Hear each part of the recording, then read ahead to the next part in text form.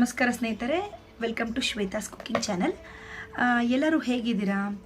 ನಾನು ಏನು ಭಾವಿಸ್ತೀನಿ ಅಂದರೆ ನೀವೆಲ್ಲರೂ ಚೆನ್ನಾಗಿದ್ದೀರಾ ಅಂತ ಭಾವಿಸ್ತೀನಿ.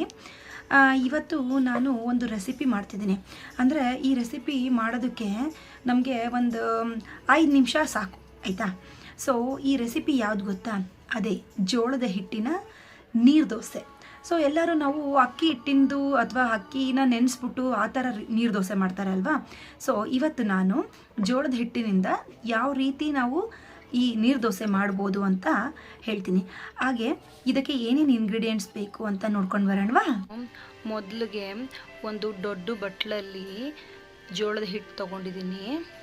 ಹಾಗೆ ಒಂದು 1/4 ಕಪ್ಪಷ್ಟು ಅಕ್ಕಿ ಹಿಟ್ಟು ತೊಗೊಂಡಿದ್ದೀನಿ. ಇದು ಕ್ರಿಸ್ಪಿಗೋಸ್ಕರ ಅಷ್ಟೇ. ಹಾಗೆ ನೋಡಿ 2 ಈರುಳ್ಳಿ ಮೀಡಿಯಮ್ ಸೈಜು ಕಟ್ ಮಾಡಿ ಇಟ್ಕೊಂಡಿದ್ದೀನಿ ಚಿಕ್ಕದಕ್ಕೆ. ಹಾಗೆ ಕೊತ್ತಂಬರಿ ಸೊಪ್ಪು ಸ್ವಲ್ಪ, ಆಮೇಲೆ ಕ್ಯಾರೆಟ್ ತುರಿ, ಹಾಗೆ 2 ಮೆಣಸಿನ್ಕಾಯಿ ಮತ್ತು 1 ಸ್ಪೂನಷ್ಟು ಜೀರಿಗೆ ತೊಗೊಂಡಿದ್ದೀನಿ. ಹಾಗೆ ನೋಡಿ ನಾನು ಇಲ್ಲಿ 1 ಸ್ಪೂನಷ್ಟು ಉಪ್ಪು ತೊಗೊಂಡಿದ್ದೀನಿ. ಮತ್ತು ನೋಡಿ ಈಗ ನಾನು 1 ಬಟ್ಲಷ್ಟು ಹಿಟ್ಟು ತೊಗೊಂಡಿದ್ನಲ್ಲ, ಅದನ್ನು ಈ ಥರ ಮಿಕ್ಸಿಂಗ್ ಬೌಲ್ಗೆ ಹಾಕ್ಕೋತೀನಿ.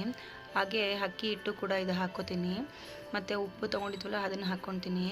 ಮತ್ತು ನಾವೆಲ್ಲ ತರಕಾರಿ ಹೆಚ್ಚಿಟ್ಕೊಂಡಿದ್ವಲ್ಲ ಅದನ್ನೆಲ್ಲನೂ ಇದಕ್ಕೆ ಮಿಕ್ಸ್ ಮಾಡ್ಕೊಡ್ತೀನಿ. ನಾನು ಫಸ್ಟ್ ಏನು ಮಾಡ್ತೀನಿ ಅಂದರೆ ಎಲ್ಲನೂ ಕೂಡ ಈ ಥರ ಮಿಕ್ಸ್ ಮಾಡ್ಕೊತೀನಿ, ಯಾಕಂದರೆ ಎಲ್ಲನೂ ಕೂಡ ಒಂದು ಹತ್ರ ಕಲಿಸ್ಕೊಂಡ್ಲಿ ಅಂತ. ಹಾಗೆ ನೋಡಿ ನಾನು ದೊಡ್ಡ ಕಪ್ಪಲ್ಲಿ ತೊಗೊಂಡಿದ್ದೆ ಅಲ್ವಾ ಹಿಟ್ಟು. ಸೊ ನೋಡಿ ಅದರಲ್ಲಿ ನಾನು 1 ಕಪ್ ಆಗೋಷ್ಟು ನೀರು ತೊಗೊಂಡು ಫಸ್ಟ್ ನಾನು ಲೈಟಾಗಿ ಈ ಥರ ಮಿಕ್ಸ್ ಮಾಡ್ಕೊತೀನಿ. ನಾವು ನೀರು ದೋಸೆ ಮಾಡೋದಲ್ವಾ, ಸೊ ಸ್ವಲ್ಪ ನೀರು ದೋಸೆ ಅಂದರೆ ಸ್ವಲ್ಪ ಕನ್ಸಿಸ್ಟೆನ್ಸಿ ತೆಳ್ಳಗೆ ಇರಬೇಕು. ಸೊ ಫಸ್ಟ್ ನಾನು ಈ ಥರ ಮಿಕ್ಸ್ ಮಾಡಿಕೊಂಡು ನಾನು ನೋಡ್ಕೊತೀನಿ. ಆಮೇಲೆ ನೋಡಿ ಈಗ ಈ ಥರ ಕನ್ಸಿಸ್ಟೆನ್ಸಿಗೆ ಬಂತು ಅದು.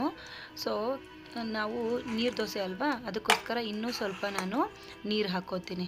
ನಾನು ಇನ್ನೂ 3/4 ಲೋಟದಷ್ಟು ಅಂದರೆ 3/4 ಬಟ್ಲು ಅಷ್ಟು ನೀರು ಇದಕ್ಕೆ ಹಾಕ್ಕೊತೀನಿ. ನೋಡಿ ಈ ಥರ ಹಾಕ್ಕೊಂಡು ಮಿಕ್ಸ್ ಮಾಡ್ಕೊತೀನಿ. ನೋಡಿ ನೀರು ದೋಸೆ ಕನ್ಸಿಸ್ಟೆನ್ಸಿಗೆ ಇವಾಗ ಇದು ಬಂದಿರುತ್ತೆ.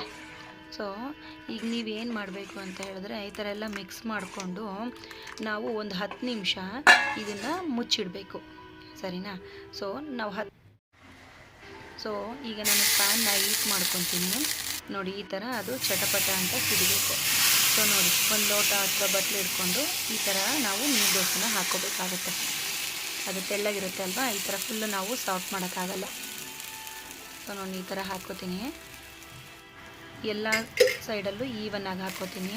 ಹಾಗೆ ನೋಡಿ ನಾನು 1 ಸ್ಪೂನಷ್ಟು ಎಣ್ಣೆ ಅಥವಾ ತುಪ್ಪ ಹಾಕ್ಕೋಬೋದು. ಹಾಕ್ಕೊಂಡು ಒಂದು ಸೈಡು 1-2 ಮಿನಿಟ್ಸ್ ಬೇಯಕ್ಕೆ ಬಿಡ್ತೀನಿ. ಈಗ ನೋಡಿ 1 ಸೈಡ್ ಆಗಿದೆ. ಸೊ ನಾವು ಕ್ರಿಸ್ಪಿಯಾಗಿ ನೋಡಿ ಈ ಥರ ಕಾಣಿಸ್ತಾ ಇದೆ ಇವಾಗ. ಸೊ ನೋಡಿ ಆರೆಂಜ್ ಕಲರ್ ಆಗಿ ಇವಾಗ ಬಂತು, ಫುಲ್ ಗೋಲ್ಡನ್ ಬ್ರೌನ್ ಥರ. ನೋಡಿ ಈ ಥರ ಒಂದ್ಸರಿ ಈ ಥರ ಅನ್ಕೋಬೇಕು. ಗರಂ ಗರಂ ಆದ ನೀರು ದೋಸೆ ಅಂದರೆ ಜೋಳದ ಹಿಟ್ಟಿನ ನೀರು ದೋಸೆ ರೆಡಿಯಾಗಿದೆ. ಟೇಸ್ಟಿ ಅನಿಸುತ್ತೆ ಅಲ್ವಾ? ಸೊ ನೀವು ಇವಾಗ ಏನು ಮಾಡಬೇಕು, ನೀವು ಕೂಡ ಮನೇಲಿ ಇದನ್ನು ಟ್ರೈ ಮಾಡಿ.